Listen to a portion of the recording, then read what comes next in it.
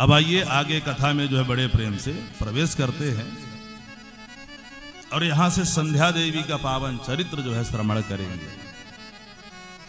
एक बार ब्रह्मा जी ने, एक समय की बात है, ये कथा जो है नारद जी को ब्रह्मा जी यहाँ पे स्वयं बता रहे हैं। ब्रह्मा जी कह रहे हैं मैंने स्वयं संध्या को प्रकट किया पुत्री के रूप में और कामदेव को भी प्रकट किया। संध्या कौन है? इनकी पुत्री। और कामदेव को प्रकट करके कहा कि तुम अपने स्वरूप के से पंच बाणों का प्रयोग सबको करो और सबको क्या कर दो? मोहित करो। अहम वा वासुदेवो वा स्थर्णो वा पुरुषोत्तमः भोष्यामस्तव बसे किमन्ये प्राणधारकः। कामदेव को कहा मोहित करो सबको। अब कामदेव ने बढ़िया मौका पाया, बोले क्यों ना पिताजी के ऊपर ही, जो हमको पैदा किया उन्हीं के ऊपर प्रयोग कर दे। तो कामदेव ने ब्रह्मा जी के ऊपर ही आक्रमण कर दिया। ब्रह्मा जी के मन में तो विचार आ गए, अपनी पुत्री संध्या के प्रति जो है बुरे विचार आ गए। तब इनके पुत्र धर्म ने भोलेनाथ को ध्यान किया। भोलेनाथ प्रकट हुए, ब्रह्मा जी को जो है डांट लगाई। ब्रह्मा जी को होश आया, अरे मेरे से कितना बड़ा अपराध हो गया, मैंने कैसे बुरे विचार कर लिए पुत्री के प्रति। ऐसा जब तो उनके सिर से पसीना टपका और उसी से पितरों की उत्पत्ति हो गई। कितने? 2 प्रकार के, अग्नि स्वाद और बरिहिखत नाम के, अलग अलग संख्या में। फिर उसको मैं विस्तार से आगे बताऊंगा कितने कितने पितर जो है प्रकट हुए। 2 पितर जो है उसे प्रकट हो जाते हैं। अब ब्रह्मा जी को जब डांट फटकार लगाई, विष्णु भगवान प्रकट हुए, बोले ऐसा करो आप माता जगजननी की उपासना करो। किसकी उपासना करिए? जगजननी का। और इधर ब्रह्मा जी को ईर्ष्या भी होने लगी। किससे? शिव से। शिव ने आज मेरे को डांट लगाई है, तो मैं ऐसा कुछ करूंगा कि इनके अंदर भी काम उत्पन्न करके ही रहूंगा, इनको शादी ब्याह कराना ही पड़ेगा। ऐसा विचार बना लिया। जगत जननी मैया को उपासना करते हैं और जैसे मैया प्रकट होती हैं तो बोले किसी तरह से जो है आप दक्ष की पुत्री बनकर मैया प्रकट होइए और आप शिव जी को मोहित करिए। ऐसा वचन दिया माता जी ने कहा मैं अवश्य करूंगी। बाद में मैया सती के रूप में प्रकट होती है और भोलेनाथ के साथ उनका दिव्य विवाह जो है संपन्न होता है। ऐसी कथा सुना दी तो नारद जी बोले पिताजी चटपट कथा सुना से काम नहीं चलेगा, इस कथा को आप मेरे क्या करिए विस्तार से सुनाइएगा। तो विस्तार से इनका कथा जो है यहाँ पे सुनाते हैं, उसको बड़े प्रेम से श्रवण करेंगे। बोलो उमापति महादेव की जय। तो ब्रह्मा जी ने संध्या जी को प्रकट किया, आपने सुना कामदेव को प्रकट किया। तो ब्रह्मा जी ने उनको काम सौंपा, तो बोले तुम्हारा नाम जो है कामदेव होगा। हम वा वासुदेवो वा स्थर्णो वा पुरुषोत्तमः भोष्यामस्तौ बसे किमन्या प्राणधारकः। ऋषियों ने कहा तुमने हमारे मन को मथ डाला, इतना दिव्य स्वरूप है तुम्हारा, इसलिए तुम्हारा नामकरण हम करते हैं मनमत। कामदेव का एक नाम क्या है? मनमत भी है। तुम्हारे समान कोई सुंदर नहीं होगा, इसलिए तुम्हारा नाम हम क्या रखते हैं? काम रखते हैं। तुम सभी को मदोन्मत्त कर दोगे, इसलिए तुम्हारा नाम क्या होगा? मदन होगा। तुम सौंदर्य अभिमान से युक्त रहोगे, इसलिए तुम्हारा नाम क्या होगा? कंदर्प होगा। तुम्हारे पास 5 बाण रहेंगे, जिसके ऊपर तुम चला दिए उसका बचना मुश्किल रहेगा। जो भगवान नाम का आश्रय लेगा वही इन बाणों से बच सकता है। कौन कौन से? पहला बाण है हर्षण, किसी के रूप को देख करके अत्यंत हर्षित हो जाना। रोचन, आसक्ति, आसक्त हो जाना। मोहन, मोहित हो जाना या अधीन हो जाना। शोषण, रूप प्राप्त होने पर शोषित होना। मारण मतलब उसके कारण मृत्यु को भी प्राप्त करना। 5 प्रकार के बाण तुम्हारे पास हमेशा जो है रहेंगे। इस प्रकार से कामदेव जो है चले गए। फिर संध्या को जैसे प्रकट हुई, कामदेव ने फिर आक्रमण किया। तो 2 प्रकार के जो पितर की बात मैं कर रहा था, उनके नाम है अग्निस्वद और बरहीखद। 64,000 अग्निस्वद पितर प्रकट हुए और 86,000 जो है बरहीखद पितर प्रकट होते हैं। ब्रह्मा जी नाराज हुए कामदेव के ऊपर कि मैंने तुमको प्रकट किया, मेरे पुत्र के रूप में प्रकट हुए और मेरे ऊपर भी तुम आक्रमण कर दिए। जाओ, मैं तुमको श्राप दे देता हूं कि तुमको भस्म हो जाना पड़ेगा। हाँ, खूब क्षमा याचना की। बोले चलो, जब क्षमा याचना की बार बार कामदेव, बोले भोलेनाथ जब विवाह करेंगे तुमको फिर से जीवित कर देंगे। हाँ, विवाह के बाद फिर से जीवित कर देंगे, ऐसा कह दिया। चले गए। अब इधर संध्या को बड़ा पश्चाताप हुआ कि बताओ, मेरा जब प्राकट्य हुआ तो मेरे कारण मेरे पिताजी को दुख भोगना पड़ा। उनको क्या गलती? उनके मन में भी कार आ गया, मेरा प्रकट होना ही बेकार है। चंद्रभागा पर्वत पर चंद्रभागा जो है पर्वत पर जाकर तपस्या करने लगती है। तपस्या करने के लिए चली गई और वहीं रास्ते में वशिष्ठ जी महाराज मिले। तो वशिष्ठ जी से गुरु मंत्र ले लिया, क्योंकि तपस्या करने से पहले, मंत्र जाप करने से पहले गुरु मंत्र की आवश्यकता होती है। बिना गुरु के कल्याण नहीं है। इसलिए जीवन में भैया गुरु जितना जल्दी बना लो उतना ही अच्छा लाभ है। गुरु की शास्त्रों में बड़ी महिमा है। कई लोग सोचते रहते हैं भैया कि बुढ़े हो जाएंगे तो बनाएंगे। हमारे श्री बाल मुकुंद जी बता रहे थे, जब छोटे थे, कै वर्ष के हैं, 19 वर्ष से तब ही गुरु दीक्षा ले लिए थे। तो बच्चों को भी ऐसा कोई नियम नहीं है कि विवाह के बाद ही गुरु दीक्षा लेना चाहिए। विवाह से पहले भी गुरु दीक्षा जो है आप ले सकते हैं। अरे ध्रुव जी ने कथा सुनते हैं, ध्रुव जी की कथा, कौन सा उनका ब्याह हुआ था? तपस्या किया 5 वर्ष, 4.5 वर्ष में जाके गुरु दीक्षा लिया नारद जी से। फिर तपस्या करी, फिर भगवान का आशीर्वाद जब दर्शन पा गए, तब उनका ब्राह्मी और इला नाम के 2 कन्या से ब्याह बाद में हुआ। उत्कल और बत्सर नाम के उनके 2 पुत्र होते हैं। इसलिए गुरु की बड़ी आवश्यकता है कि रवि पंचक जाके नहीं।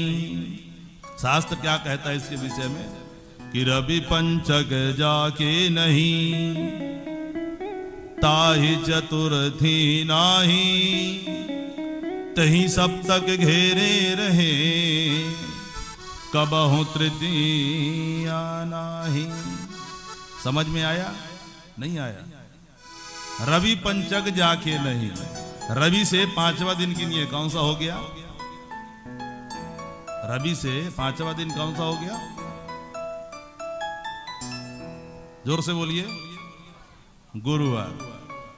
हाँ, तो रवि पंचक जाके नहीं, जिनके जीवन में गुरु नहीं। ताहि चतुर्थी नाही, 4था दिन कौन सा हो गया? बुद्ध, उसकी बुद्धि नहीं आएगी। तही सप्तक घेरे रहे, 7वां दिन कौन सा हो गया? 7वां दिन शनिवार, उसको शनि देव हमेशा जो घेरे रहेंगे। और कबहु तृतीया नाही, तृतीया मतलब मंगलवार, उसका कभी मंगल होने वाला नहीं है। इसलिए जीवन में जितनी जल्दी हो जाए गुरु दीक्षा ले लीजिए, उस मंत्र का जाप करिए। मंत्र का जब आश्रय आप ले लेंगे तो मंत्र ही आपकी शक्ति हो जाती है। वो मंत्र ही काम करते। गुरु तो एक माध्यम होते हैं, आपको मंत्र प्रदान कर दिए और आप उस मंत्र का जाप जो है करिए निरंतर, उससे जो है परम कल्याण जो हो जाता है। ये जाकर के गुरु दीक्षा लेकर के कौन सा मंत्र ली? भोलेनाथ का मंत्र मिला इनको, ओम नमः शंकराय ओम। इस मंत्र को जाकर के जो है जपने लगी और इतना जपी कि चतुर्युग बीत गए। चतुर्युग बराबर कितना होता है? 43,20,000 वर्ष। 43,20,000 वर्ष बीत गए तब भोलेनाथ जो है प्रकट होते हैं। संध्या दिव्य भोलेनाथ की स्तुति की है कि नमो नमः कारण कारणाय दिव्यामृत ज्ञान विभूतिदाय समस्त लोकांतर भूतिताय प्रकाश रूपाय परात्पराय। हे भोलेनाथ, आप ही परब्रह्म परमात्मा हैं। आप आज इतने दिन बाद प्रकट हुए, लेकिन मेरा तो मन लग रहा है कि मैं आपके नाम का जाप अभी और जो है करते रहूं, क्योंकि जब नाम में ना भगवान में श्रद्धा जम जाती है। कई बार आप देखिए, पूजन करके बैठिए, मन लग गया, जाप करते रहो, जब मन लग जाता फिर उठने का मन नहीं करता। लगता है परम आनंद इसी में भैया, क्योंकि संसार में तो झंझट ही झंझट है। जितने समय आपका मन शांत हो, प्रसन्नता उसी समय मिलता है। मन शांत हो, संसार में निकलो जहां, सुबह से तमाम उथल पुथल जो है चलते रहते हैं। बोले देवी मैं प्रसन्न हूं, जो वरदान मांगना है मांग लो। तब संध्या देवी ने बोला, प्रभु यदि आप मेरे ऊपर प्रसन्न हैं तो मेरे को वरदान दीजिए। ऐसे कर दो, ऐसे कि उत्पन्न मात्रा देवेश प्राणिनोऽस्मिन् भुवस्थले न भवतो समेनैव सकामा संभवन्तु वै। बोले प्रभु एक ही वरदान मैं मांगना चाहती हूँ कि जब प्राणी कोई जन्म ले तब उसके ऊपर काम का प्रभाव न रहे। संध्या ने यदि वरदान न मांगा होता तो आज कुछ और होता। हाँ, उन्हीं के वरदान के कारण बाल्यावस्था में जो है काम का प्रभाव जो है नहीं रहता है, काम का प्रभाव न लगे। दूसरा वरदान मांगा, तीनों लोकों में आचरण में मेरे समान कोई स्त्री न हो, मेरा आचरण सबसे श्रेष्ठ रहे। अरे भगवान से जब कभी आपको मांगने का अवसर मिले, यदि आचरण मांग लिया भगवान से और भगवान आपको आचरण अच्छा कर दिए, आचरण शुद्ध दे दिए, तो समझो आपको जीवन की सब संपत्ति मिल गई। आचरण जब तक पवित्र है तो सब है आपके पास, और जिस दिन आचरण अपवित्र हो गया तो शास्त्र भी कहता है कि आचारहीनो न पुनंति वेदा। आचारहीन व्यक्ति को वेद भी पवित्र जो है नहीं कर सकता। तो कितना सुंदर वरदान मांगा है, मेरा आचरण श्रेष्ठ हो। अब ऐसा वरदान तो भगवान को भी शायद देने में दिक्कत नहीं होगा, भगवान खूब देंगे। बोलेंगे भैया यही आशीर्वाद देते हैं कि नाम जपो, भगवान का ध्यान करो, आचरण तो वैसे जो है पवित्र हो जाएगा। तीसरा वरदान मांगा, यदि कोई पुरुष यदि काम भाव से मुझे देखे तो पुरुषार्थहीन हो जाए। इस प्रकार से भगवान भोलेनाथ जो है सभी वरदान उनको जो है दे दिए। और भोलेनाथ कहते हैं कि प्रथमम सैस्वो भावः। अब जब किसी का जन्म होगा तो पहला अवस्था क्या कहलाएगी? शैशवावस्था कहलाएगी। कौमाराख्यो द्वितीय कहा, द्वितीय अवस्था जो है बालकाल की अवस्था, कौमार की अवस्था। तृतीयो यौवने प्रादुर्भावस्, चतुर्थो वार्धकस्तथा। तृतीय अवस्था में जब उसको यौवन अवस्था को प्राप्त होगा तब वो काम के द्वारा जो है प्रभावित होगा। इसके बाद शिव जी जो है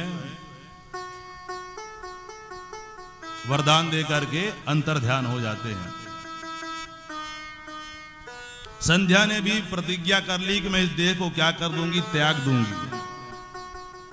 इस देह को, देह का मेरा कोई मतलब नहीं है, क्योंकि ब्रह्मा जी ने ही रास्ता दिखाया था कि बेटी जाकर के भोलेनाथ का तपस्या करो।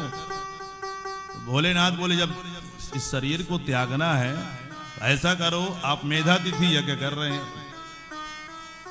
मेधा तिथि नाम के ऋषि हैं, वो यज्ञ कर रहे हैं, उसी अग्नि में जाकर के आप देह त्यागो और उनकी पुत्री बन करके प्रकट हो जाना। और उनकी पुत्री बनकर प्रकट जब देह त्यागना तो जिसका स्मरण करोगे वही तुम्हारा पति होगा अगले जन्म में। तो जब इन्होंने जाके मेधा तिथि के पास जाती है, अपने देह को त्यागने की बात करी और अंत समय में किसको याद की? वशिष्ठ जी को याद की। वशिष्ठ जी को याद करके देह त्यागा। तो वशिष्ठ जी ही जब अगले जन्म में, दूसरे जन्म में प्रकट होती है तो वशिष्ठ जी के साथ ही उनका ब्याह होता है और उनका नाम रखा जाता है अरुंधति। क्या नाम रखा जाता है? अरुंधति। और संध्या जब अपने देह त्यागा तो दो रूप में जो है विभक्त हो जाती है। पहला संध्या के रूप में ही रही और तीसरा जो है दूसरा कन्या के रूप में, मतलब ये दूसरी कन्या जो प्रकट हो गई अरुंधति। तो पहली संध्या जो प्रकट हुई वो भी 3 भाग में हो गई। प्रातः संध्या, माध्याह्न संध्या और सायं संध्या। वो हमारे उसमें आज भी प्रकृति में जो है विराजमान है अदृश्य रूप में। इसलिए सुबह का एक संध्या होता है, एक होता है मध्याह्न काल में, एक सायंकाल में। ब्राह्मण को तो अनिवार्य रहता है संध्या करना। संध्या अलग क्रिया होती है, संध्या पूजा अलग प्रक्रिया होती है। हाँ, संध्या क्रिया में ब्राह्मण जब उसको करते हैं तो अघमर्षण मंत्र का प्रयोग करते हैं। 3 बार जो है कम से कम ब्राह्मणों को दिन में, जब एक बार करे तो 3 बार अघमर्षण मंत्र जरूर बोलना पड़ता है। घृतम च सत्यम चाभीधा तपसो जात ततो रात्र जायत ततो रात्र जाते समुद्र संवत्सरो अजायत अहोरात्राणि विदद्वस्य सूर्या चंद्रमतो धाता यथा पूर्वम कल्पत द्वियम चांतरिक्षमतो स्वाहा। इस प्रकार से अघमर्षण मंत्र है। इस अघमर्षण मंत्र मतलब अपने शरीर से पापों को निकालना।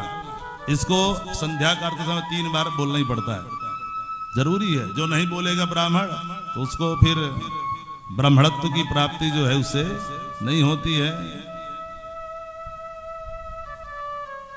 तो सूर्य निकलने से जो प्रातः काल की संध्या होती है, जब तारे हो कहते तभी कर लेना चाहिए। किसी कारण से नहीं कर पाते हैं तो उसका फिर विधान है कि उसमें कुछ और मंत्र जोड़ करके उसमें उसकी जाप और करना पड़ता है, प्रायश्चित करना पड़ता है। मध्याह्न में तो जानते हैं दोपहर में, और सायंकाल में भी सूर्य से 20 मिनट पहले बैठ जाए संध्या करने से पहले, फिर उसके बाद आप संध्या के बाद पूजन करिए। कोई भी संध्या क्रिया करता है तो सभी को लाभ होता है। और संध्या ब्राह्मणों के लिए अनिवार्य किया। अरुंधति का विवाह जो है वशिष्ठ जी के साथ जो है संपन्न होता है। बोलो शंकर भगवान की, उमापति महादेव की।